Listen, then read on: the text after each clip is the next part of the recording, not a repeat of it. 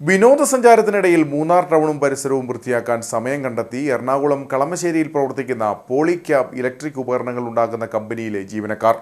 കമ്പനിയുടെ vice president Sebastian മടത്തുംപടിയുടെ നേതൃത്വത്തിലുള്ള 120 ജീവനക്കാരാണ് പഞ്ചായത്തിന്റെ സഹകരണത്തോടെ മൂന്നാർ ടൗണിൽ ശുചീകരണ പ്രവർത്തനങ്ങൾ നടത്തിയത്.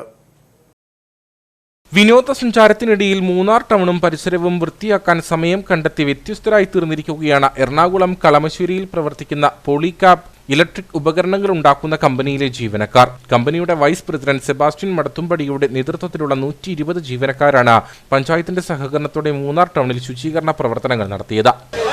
ലോകത്തിലേക്ക് വെച്ചാൽ ഏറ്റവും മനോഹരത നിറഞ്ഞ ഒരു സിറ്റിയാണ്, ടൗണാണ് മൂന്നാർ. വളരെ പ്രകൃതി മനോഹരമായിട്ടുള്ള ധാരാളം ടൂറിസ്റ്റുകൾ അട്രാക്ട് ചെയ്യുന്നതാണ്. അതായത് one of the best places in the വേൾഡാണ്.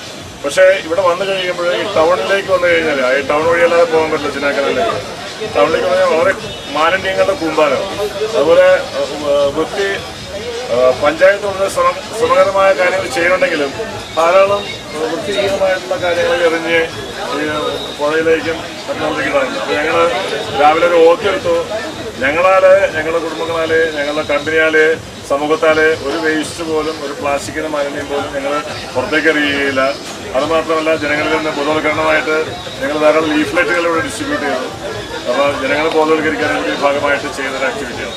മുതിരപ്പുഴയോരത്തുൾപ്പെടെ നടത്തിയ ശുചീകരണ പ്രവർത്തനത്തിലൂടെ 100 ചാക്കിലധികം പ്ലാസ്റ്റിക് മാലിന്യങ്ങളാണ് ഇവർ ശേഖരിച്ചത്.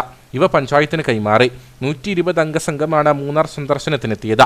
പ്രധാന വിനോദസഞ്ചാര കേന്ദ്രങ്ങൾ സന്ദർശിച്ച ശേഷമാണ് ഇവർ ശുചീകരണ പ്രവർത്തനങ്ങൾക്ക് സമയം കണ്ടെത്തിയത്. എല്ലാ വർഷവും ജീവനക്കാരുമായി നടത്തുന്ന വിനോദസഞ്ചാരത്തിനിടയിൽ അതാത് പ്രദേശത്ത് ശുചീകരണ പ്രവർത്തനങ്ങൾ നടത്തുന്നത് പതിവാണെന്ന് കമ്പനി വൈസ് പ്രസിഡന്റ് പറഞ്ഞു. കഴിഞ്ഞ വർഷം കുമരകത്താണ് ശുചീകരണം നടത്തിയത്.